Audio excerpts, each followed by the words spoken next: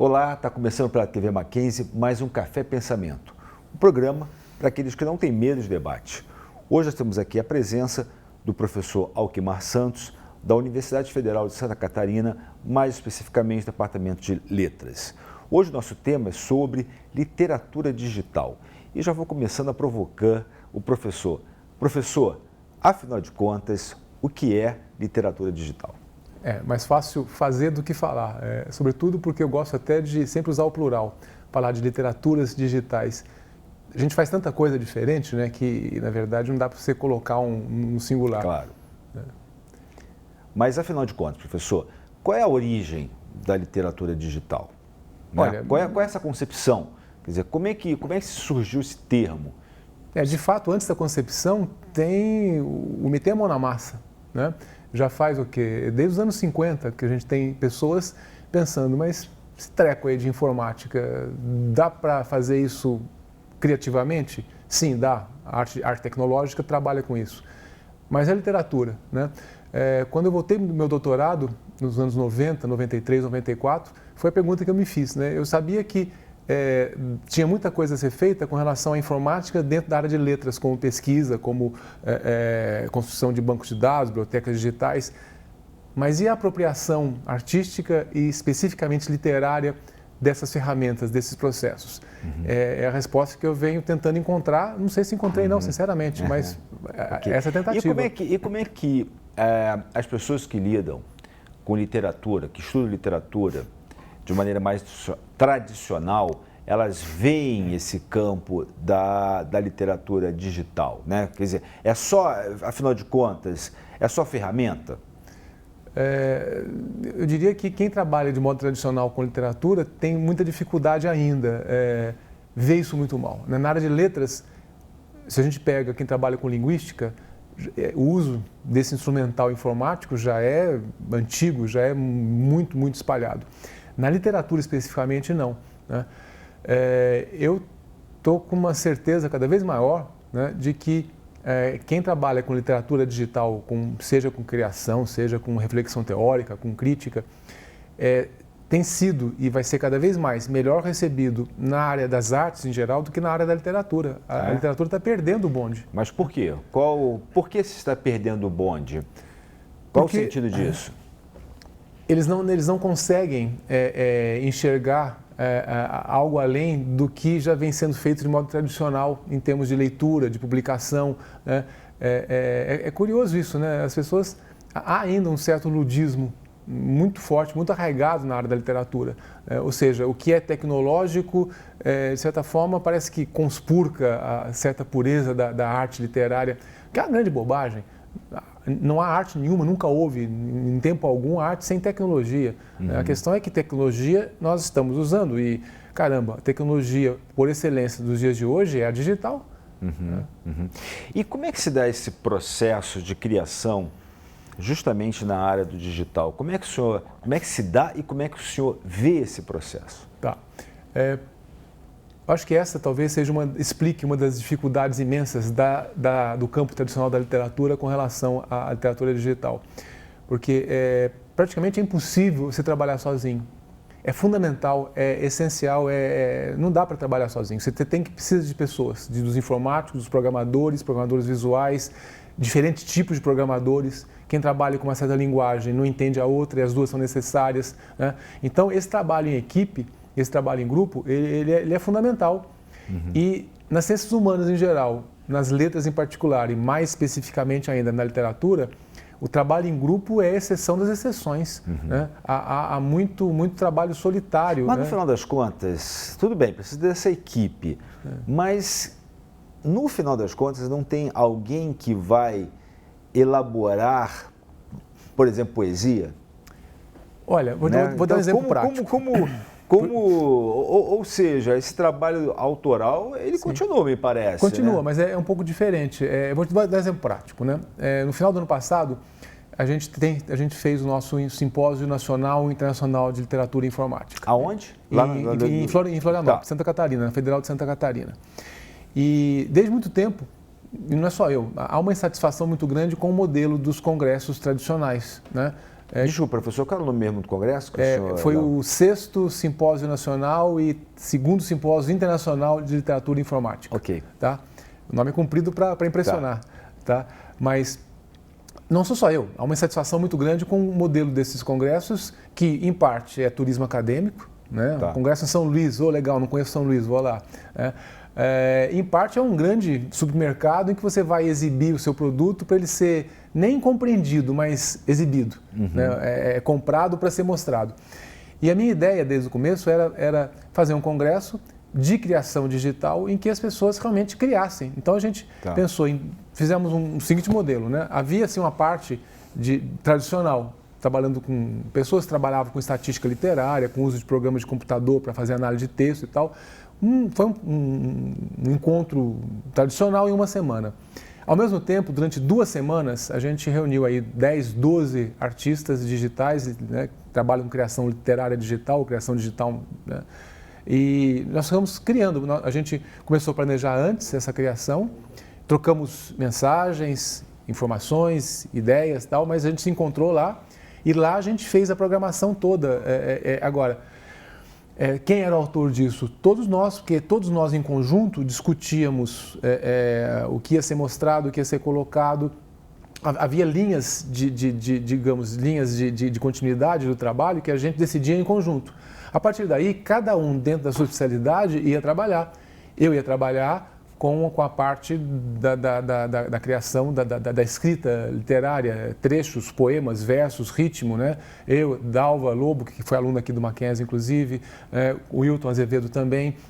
Agora, havia as pessoas que trabalhavam com a parte de programação que, de alguma forma, construíam os ambientes, construíam as interatividades que nós decidimos fazer. Então, eles paravam, iam lá e ficavam na programação. Depois que eu escrevia, que o outro programava, a gente se reunia novamente e juntava e via como é que a coisa estava funcionando. Então, é outra dinâmica de criação, é outra dinâmica de expressão. Mas só que tem que nesse trabalho, por exemplo, a sua escrita, ela acaba sendo como que interpretada pelo outro, né? Quer dizer, no programador. Quer dizer, quando ele está lendo a sua escrita, ele vai interpretá-la. Na verdade... Né? E interpretá-la nesse aspecto de depois como é que ela entra na programação. Então, nesse ponto que eu estou querendo aí perturbar, digamos assim, esse cerne do sujeito criador não continua? Ou seja, no sentido ele continua no aspecto de... Ele ainda é sujeito, ainda é o cerne, porque uma coisa é a programação, outra coisa é isso que está sendo elaborado sobre forma de, sei lá, de um romance, de uma poesia. Então, porque tudo bem, tem a equipe que aí acaba sendo múltipla, mas... mas nessa criação você estabelece um diálogo, né? Vou dar um exemplo, né? A criação nossa chama Liberdade. E a referência é não só a ideia, né, ao conceito, ao princípio, mas ao Bairro da Liberdade aqui em São Paulo. Então, é um ambiente imersivo, interativo, que pega algumas partes do Bairro da Liberdade, tem a saída do metrô, tem aquela praça, a Rua dos Estudantes, né, a pontezinha lá sobre a Radial Leste, não é isso? Se eu não me engano, porque o meu mapa de São Paulo é meio falho. Eu acho que é isso. Num dos locais, a gente pensou no local que tivesse uma chuva de haikais. Então, eu e a Dalva escrevemos os haikais. Né? Agora, a gente escreveu os haikais já pensando nessa possibilidade da interação, como que seria a leitura interativa do avatar, do leitor caminhando nesse ambiente e os haikais chovendo sobre eles. Né? Então aí você tem que ter o tamanho do haikai, o tempo que ele leva para cair. Então o próprio haikai, o tamanho dele se presta a essa interação, a essa leitura mais rápida. Agora, ele tinha que ser pensado também em termos de imagens, para que as imagens verbais dos haikais estivessem de acordo com a imagem da paisagem que foi construída pelo computador. Então, a gente fez isso junto, em diálogo mesmo. É claro que a hora que a gente escreveu os haikais, eram nós dois escrevendo os haikais. Os programadores não se intrometiam. Agora, quando a gente levou os haikais, a gente dava o palpite sobre como que seria o ambiente, como seria a interatividade, o tempo de leitura. Então, havia o tempo todo uma troca, uma sinergia, um diálogo entre programadores e artistas. De fato, não é que essa diferença desapareça, ela nunca vai desaparecer, mas ela diminui muito. A gente aumenta muitos pontos de interatividade entre o poeta que escreve e o programador que programa. Uhum. E nesse aspecto, então, como pensar, tendo em vista que o senhor também agora faz parte de um laboratório que tem sido criado aqui no Mackenzie, que são de humanidades digitais. Como é que entra essa questão da interatividade por meio do digital? Como é que o senhor vê isso? Olha, primeiro, esse movimento que tem havido já nos últimos anos, que se fortaleceu das humanidades digitais, na verdade, remonta aos anos 90, né? Você tem aí, desde os anos 90, que isso tem sido pensado, discutido, né? E sobretudo na minha área, né? Que é a área de letras, né? As revistas, né? Sobre computação linguística, computação verbal, isso já tem uma certa tradição aí. Mas, de todo modo, ainda acho que as ciências humanas, elas, se bem que algumas delas têm usado isso instrumentalmente, quer dizer, usado bem, como pesquisa, como ferramenta de pesquisa, ferramenta para organizar dados, acho que ainda há uma carência muito grande no sentido de uma visão crítica nossa, a partir da perspectiva das humanidades em cima dessas tecnologias todas.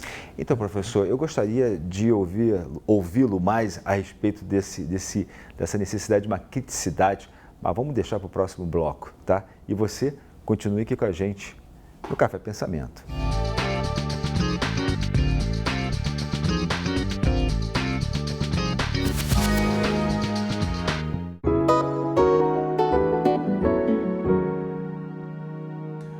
Que me marcou muito foi Gota d'Água, do Paulo Pontes e do Chico Buarque, né?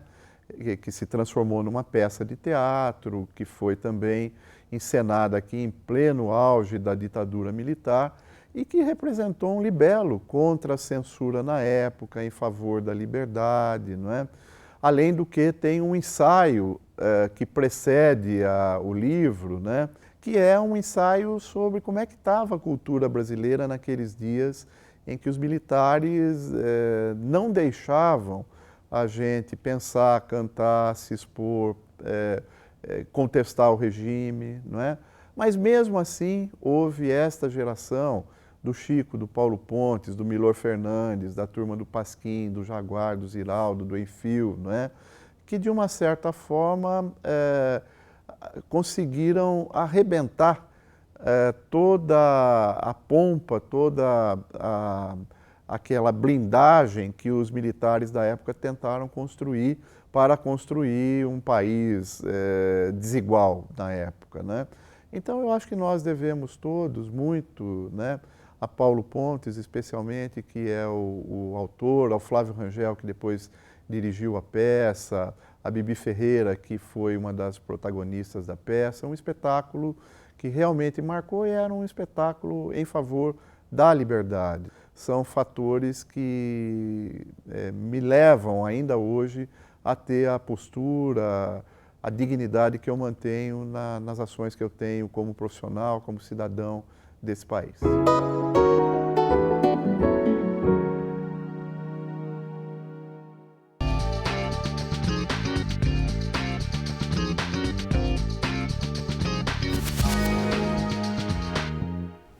Estamos de volta ao Café Pensamento, hoje com a presença do professor Alquimar Santos, da Universidade Federal de Santa Catarina. Nós estamos falando justamente sobre literatura digital, ou como ele mesmo fala, literaturas digitais. Professor, nós tínhamos falado no último bloco a respeito dessa nova concepção que é de humanidades digitais. E nós tínhamos falado a respeito sobre como é que se dá isso na área de letras, né? Como fazendo parte, digamos, de uma área de humanidades. E o senhor tinha tocado num ponto que era sobre a necessidade de maior criticidade nessa área. O senhor poderia continuar para nós essa linha de raciocínio? Exato, é uma coisa que me preocupa muito. Essa visão humanística que nós temos, ela é fundamental, né? Eu gosto de brincar muito, falo assim, se essa raça de engenheiro precisa de alguém olhando e controlando um pouco o que eles fazem, senão eles fazem bobagem, né? Nós estamos falando isso que é a formação do professor na área de engenharia, né, professor? Eletrônica, sim. Eletrônica. Eu tenho uma graduação em engenharia eletrônica, então eu conheço bem essa raça. Tá. Agora, mas não é apenas isso. De fato, o que acontece também é que a gente, nas letras, sobretudo, eu posso falar da minha área, que eu estou mais perto dela, evidentemente, há uma postura um pouco solipsista, um pouco fechada, um pouco isolada. Ensimesmada, né? Exato. Então, nós ficamos discutindo os últimos conceitos do George Agamben, embora as pessoas não entendam muito, e quando vão entender, percebem que ele só repete outros do passado aí, Foucault, Deleuze, etc. E a gente se preocupa mais em ficar repetindo fórmulas do que realmente criando conceitos abertos, generosos e que deem vida ao que a gente pensa, né? E, de fato, o que a gente faz, seja na criação, seja na crítica, seja na teoria, se isso não tem algum reflexo sobre a vida das pessoas, não serve para nada, né? Então, quando eu penso nas literaturas digitais, na criação que eu faço, na crítica, na teoria, isso para mim é fundamental para pensar tudo que a gente faz. Eu tenho escrito já nos últimos anos uma série de artigos usando as literaturas digitais para repensar o papel do intelectual das letras de modo geral, para pensar como é que a gente se apropria dessas ferramentas de espetacularização contemporânea, como é que isso está, de modo pernicioso, distorcendo muito o papel do intelectual de letras, não só de letras, do intelectual de modo geral, né? Então, isso é muito importante, isso é fundamental, né? Essa postura humanística que tem que ser voltada para os técnicos, mas voltada para nós também, né? Com relação aos técnicos, aos engenheiros, né? Sempre eu ouço os alunos, os colegas falando assim com admiração, por exemplo, de inteligência artificial, né? As pessoas falam disso como um índio vendo uma conta colorida nas mãos de um europeu chegando aqui no século XVI, né?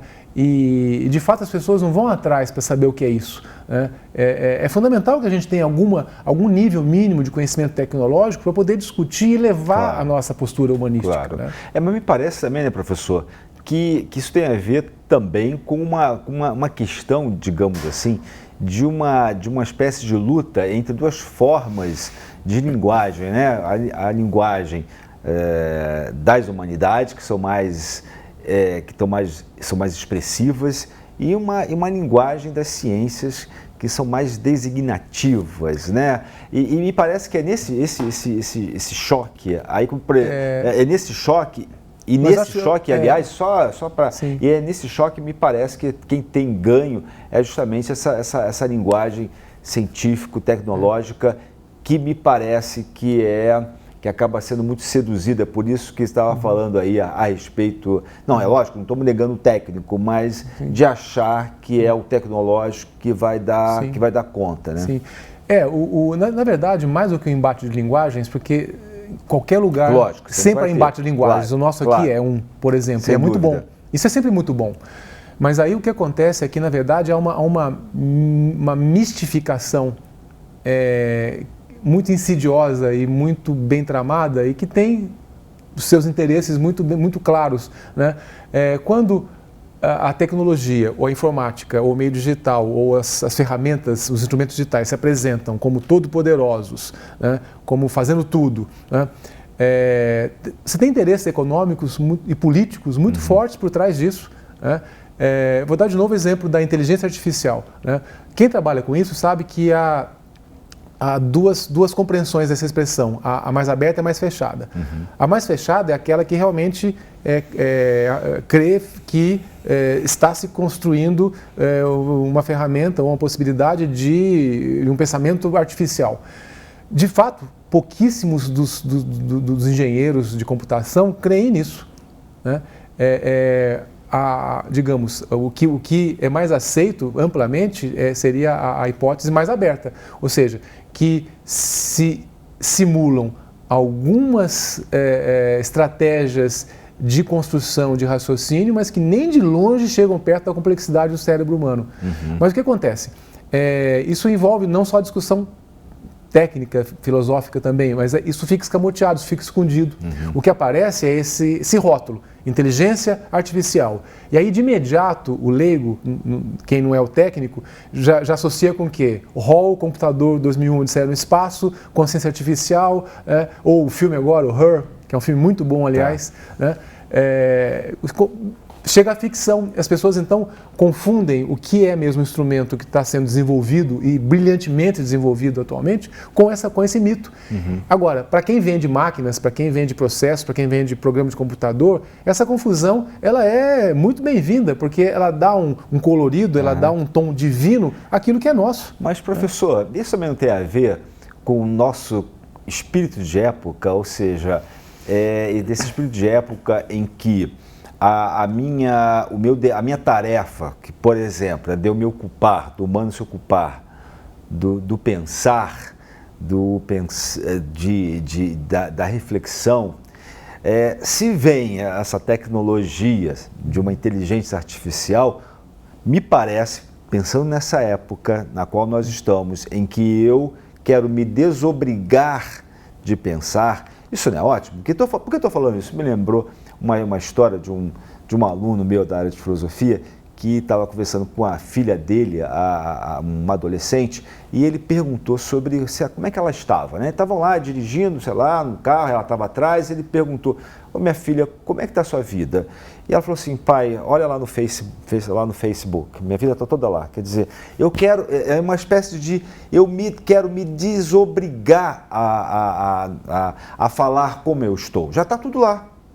Né? Então, se eu tenho uma máquina que me desobriga a pensar, melhor ainda, né? Então, por que eu estou falando? Porque justamente esse espírito de nós estarmos nos desobrigando às nossas tarefas humanas. Só para terminar, então, como é que o senhor vê isso? Olha, há máquinas e máquinas, há processos e processos, né? Há um tipo de programa de computador, por exemplo, que é um provador-teorema. Para os matemáticos deve ser interessante, certamente é interessante, né? Você tem lá um teorema, bota, ele prova para você, são várias provas diferentes, pode comparar, ver qual é mais bonita, você treina estratégias de prova de teorema, isso é excelente. Tudo bem. Agora, mas na vida não dá para fazer isso. Pois é, eu não teria interesse nenhum em construir uma máquina para fazer poemas, quer dizer, eu quero fazer. Seria algo como assim: eu estou cansado de relações amorosas, então eu vou inventar uma máquina, um robô que vai amar no meu lugar. Desculpa, prefiro eu ir, a máquina que se ferre, que fique no canto, entendeu? Professor, obrigado pela sua entrevista. E eu gostaria de agradecer você também que tem nos acompanhado, e até o próximo Café Pensamento.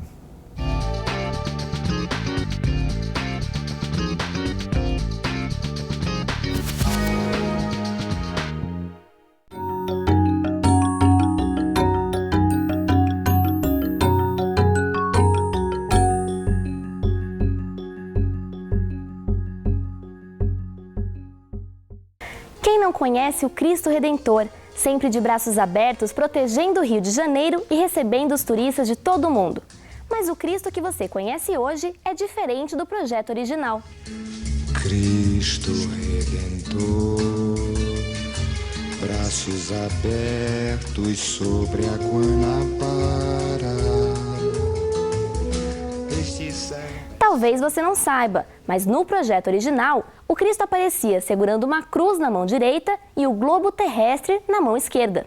Outra modificação: o Cristo só foi coroado depois de perder um dedo, uma sobrancelha e um pedaço do lábio. Já adivinharam o porquê da coroa? Para-raios! A estátua ficou tão alta que é vítima das tempestades. O Cristo Carioca foi eleito como uma das 7 novas maravilhas do mundo moderno e tem 38 metros. Isso sem contar os outros 710 metros do próprio Corcovado. E mesmo com essa altura toda, nenhum acidente aconteceu durante os 5 anos de sua montagem. Opa, montagem? Pois é, o Cristo, na verdade, foi feito na França, desmontado e enviado em pedaços ao Brasil. Chegando aqui, a estátua foi montada de cima para baixo, primeiro a cabeça, depois o resto do corpo. O Cristo foi revestido por pequenos triângulos de pedra-sabão. Essas pedrinhas eram coladas em panos e aí sim levadas à estátua. O autor do projeto chamava-se Heitor Costa. Já seu escultor foi o francês Paul Landowski. E agora, quem é o pai do Cristo? Até hoje, corre processo entre as famílias. E olha que o monumento começou a ser construído em 1921, como parte das celebrações de 100 anos da independência do Brasil. Entretanto, a ideia é antiga e já havia sido levada à princesa Isabel em 1859. Quase 130 anos mais tarde, o Cristo Redentor foi inaugurado em 12 de outubro de 1931. Hoje, com 80 anos, o Cristo continua atraindo muitos turistas e sendo o principal cartão postal do Rio de Janeiro.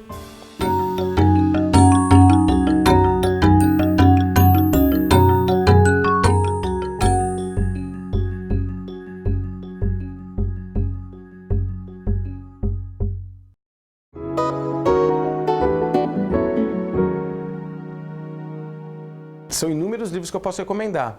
O que eu recomendo, do seu ponto de vista emotivo, ou o primeiro livro que me vem à cabeça quando eu penso no processo de leitura, é um livro que me pegou quando eu era menino, quando eu era adolescente, devia ter mais ou menos uns 11 anos, que caiu na minha mão, emprestado de um vizinho, aqueles velhos empréstimos de livros, chamado Menino no Espelho, do Fernando Sabino, que para mim foi um livro de extrema importância, por quê?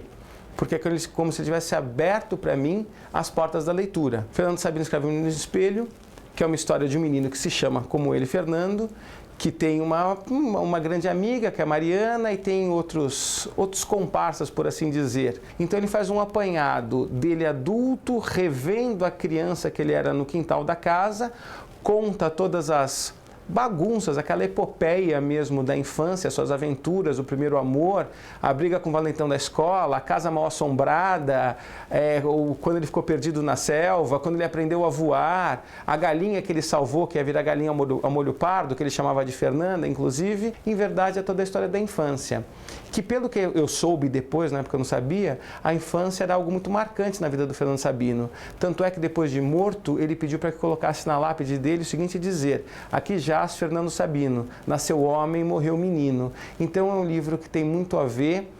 É muito complicado falar que é a história do próprio autor, mas que pelo que ele diz depois em outras entrevistas, em outros momentos nós podemos achar, é que tem um pouco a ver, de uma maneira fantasiosa, é óbvio, com a própria vida dele quando criança em Minas Gerais.